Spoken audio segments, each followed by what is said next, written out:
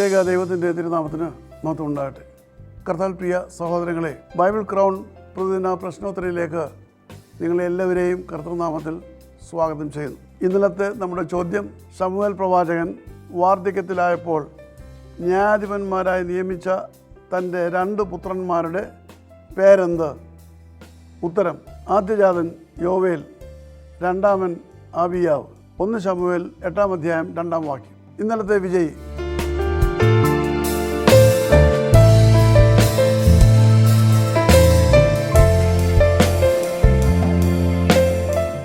ഇന്നത്തെ ചോദ്യം, പുതിയ നിയമത്തിലെ ഏറ്റവും വലിയ പുസ്തകം ഏത്? ചോദ്യം ഞാൻ ആവർത്തിക്കുന്നു, പുതിയ നിയമത്തിലെ ഏറ്റവും വലിയ പുസ്തകം ഏത്? ഉത്തരങ്ങൾ അയച്ചു തരൂ.